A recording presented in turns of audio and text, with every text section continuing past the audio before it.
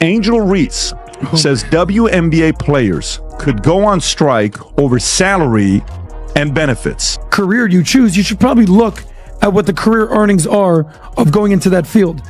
What I'll also say is this: every single one of you WNBA players, you better pray that Caitlin Clark doesn't get injured, because she's keeping your league afloat. Angel Reese's bold statement set social media ablaze, but not exactly in her favor. The backlash was swift, but no response hit harder than Patrick Bet-David's. Rather than just clapping back, he dismantled her argument step by step with cold, hard financial facts. And once you see the full picture, you might start questioning Angel's stance yourself. The ones coming this year will still be on the rookie contract again. Mm-hmm. The ones that the year after, they're gonna get more. They probably gonna be making more than us. No, they are. Who's that? I'm hurt. They are. Like, yeah. I've been in the meetings. They are. I need to get in the. I need to get in the field. You need to come to the meetings. I gotta get in the meetings because I'm hearing like, yeah, they don't give us. If y'all don't give us what we want, like, we sit out. That's a possibility for real. Angel Reese, better known as the Bayou Barbie, has made a bold demand. WNBA players should refuse to play unless they get paid more. Yes, you heard that right. A rookie, still finding her footing in the league, is already calling for a walkout. Patrick Bet-David's reaction? A mix of shock and amusement. And honestly, who can blame him? You know what I love watching? I love watching her highlights of missing shots. She's got to be the worst shooter you've met in your life. But go, Rob, just go, give this feedback. Give this feedback here. Go for it. Season 2, I can't wait to work with you some more. The biggest advice I have for you is going to be how you shoot your layups, period. Layups? Bang! What do you mean? She's our double-double queen! Bang! What they say, if it's broke, don't fix it. Bang! Teaching Angel Reese to make a layup is like teaching an old dog a new trick. It ain't gonna work. Bang! Hey, welcome to McDonald's. What can I get you? Have the Angel Reese McBang! Let's break down exactly what Angel Reese had to say. Get paid. Possibility. Reese has been vocal about her low WNBA salary, revealing her $74,000 a year salary doesn't cover rent, stating on Instagram Live, "I just hope you know that the WNBA doesn't pay my bills at all. I don't even think they pay one of my bills." Reese's financial struggles stem from WNBA salary not matching her past earnings, as her NIL valuation at LSU was $1.8 million, bolstered by deals with Reebok, PlayStation, McDonald's, and Coach, while a 4-year rookie deal was $324,000 with $74,000 due next season. I just hope y'all know the WNBA don't pay my bills at all. I don't even think that pays one of my bills. Let me do the math real quick. He might cover that. Yeah, it definitely covers that. What is I don't even know my salary. Angel Reese revealed that her rookie WNBA salary is around $74,000, claiming it's barely enough to cover rent in Chicago. For most people, that's a solid paycheck. But Angel, she's acting like she's barely scraping by. The irony? This is the same player who cashed in nearly $1.8 million at LSU through endorsement deals with Reebok, PlayStation, McDonald's, and more. Brands that apparently valued viral moments just as much as basketball skills. Not basketball sustained her, especially since the WNBA's $200 million revenue last season only allocated 9.3% to salaries, unlike the NBA's 50% share of the $5.3 billion in 2023. Adam, thoughts? No, my rent is more than that. It's $8,000. I'm living beyond my means. Angel Reese's rookie contract is worth about $324,000 over 4 years, roughly $81,000 per season. That's less than 5% of what she made as a college influencer. No wonder she once said, "Hating pays the bills." Let's be real. Her Instagram engagement is outperforming her on-court production.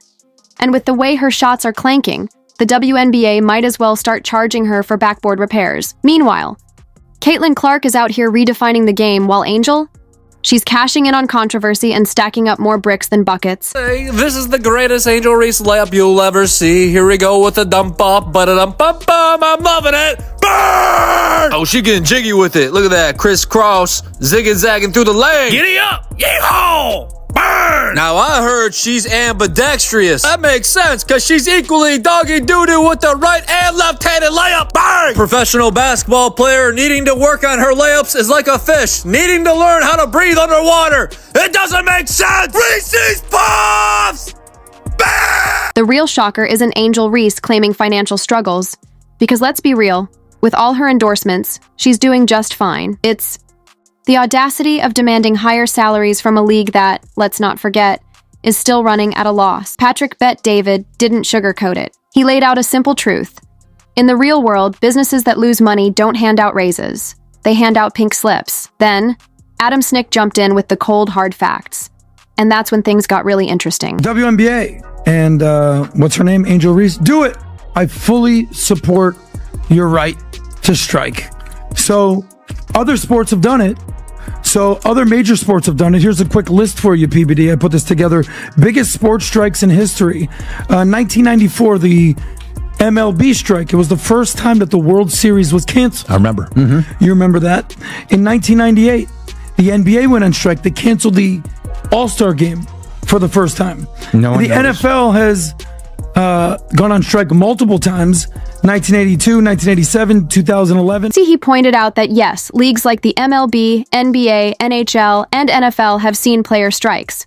But there's a crucial difference. Those leagues were already generating billions when their athletes took a stand. Meanwhile, Angel Reese is treating the WNBA like a Fortune 500 company, when in reality, it's more like a startup still relying on loans to stay afloat. Here's the catch when you're going to go on strike.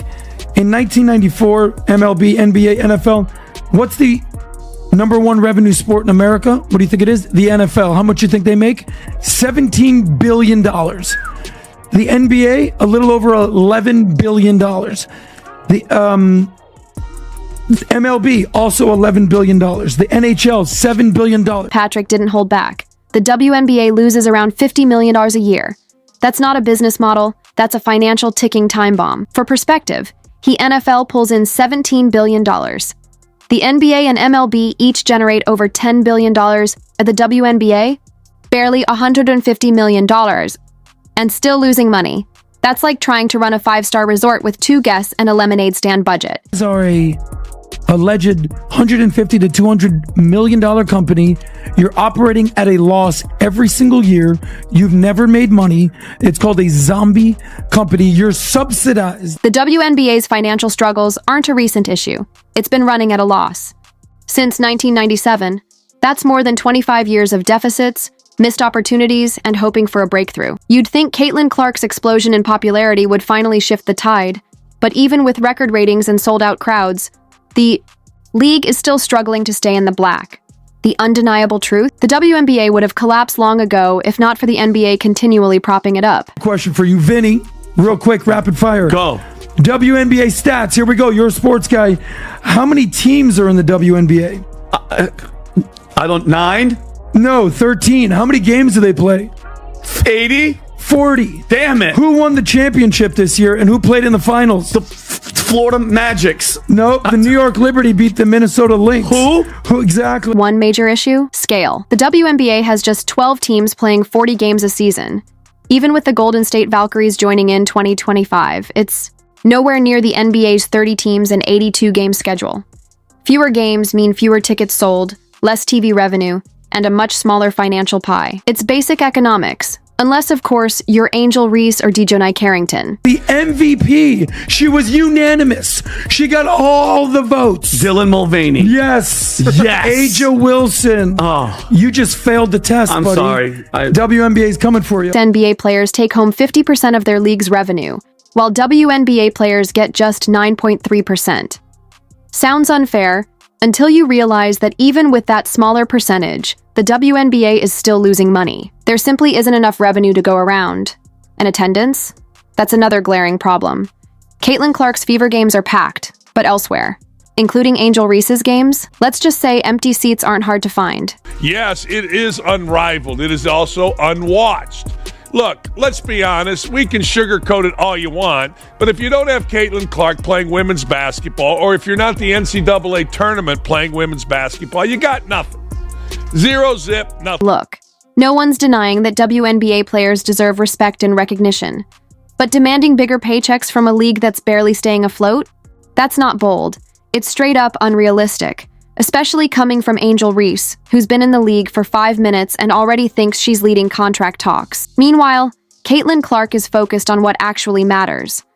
Dropping dimes, breaking records, building a legacy, no drama, no walkout threats, just results. She lets her game do the talking, while Angel Reese is still trying to make a layup without going viral for the wrong reasons. So the next time Angel suggests sitting out, maybe someone should remind her. Fans are already sitting out of watching her play. I mean, I'm not huge on comparing the WNBA and the NBA. I don't really think that's fair. Obviously, I think where the WNBA is right now is pretty incredible. I think a lot of people, or most people, would not believe it's in the place that it is right now. So I think when people always ask me this question, where I think it'll be in 5 years, is it's hard for me to answer because people didn't even think we'd be right here, right now. And I think really sky's the limit. I think when you see, our TV numbers when we're on, national television, we're averaging over 1 million viewers or whatever it is. The All-Star game, I think, was over 4 million viewers. It's just really great numbers. So the more opportunities we're given, I think the more it's going to shine and get better and better. I think also the talent level in college is continuing to get a lot better, and as those players come into the league, and it's going to continue to improve. We're adding 2 new teams next year, and then probably another team year after that. Some more games. Yeah, more games, which I think will be good. It'll lengthen the season a little bit more. The tension between WNBA and NBA players is heating up. Take the back and forth between Lisa Leslie and Draymond Green. Draymond made a simple suggestion. WNBA players should focus on expanding the game before pushing for bigger salaries. The reaction? Instant outrage. But here's the question no one wants to ask. Was he really wrong? There's a viral clip of Draymond Green basically lecturing one of the greatest players in NBA history, WNBA history. I think it's Lisa Leslie. Draymond Green didn't let that slide. He fired back with full intensity, making one thing clear. NBA players have been the WNBA's biggest supporters. To suggest otherwise? Pure disrespect. His passionate response only highlighted the growing rift between the two leagues, a divide that keeps widening with every new debate over money, exposure, and respect. Ourselves to the NBA, but I do feel like the pay gap would be something that, we could just take a donation around the NBA. Maybe one night y'all don't go to the casino. Amid all the chaos, one player is emerging as the WNBA's biggest game changer, Caitlin Clark. The league is seeing a surge like never before. 2.3 million fans packing arenas, a massive 48% jump from last season. And the reason? Caitlin Clark, without a doubt. Yet instead of embracing the woman single-handedly pulling the WNBA into the mainstream, some veteran players are treating her like the enemy. Patrick Bet-David didn't sugarcoat it. WNBA players should be lighting candles for Clark's health, because without her, their league might not even survive. This should be a turning point, a time to celebrate the momentum finally working in their favor. Instead, jealousy is creeping in, while players keep demanding bigger paychecks from a league that's still struggling to stay afloat. Maybe Angel Reese should hold off on the salary demands, at least until she can consistently finish at the rim.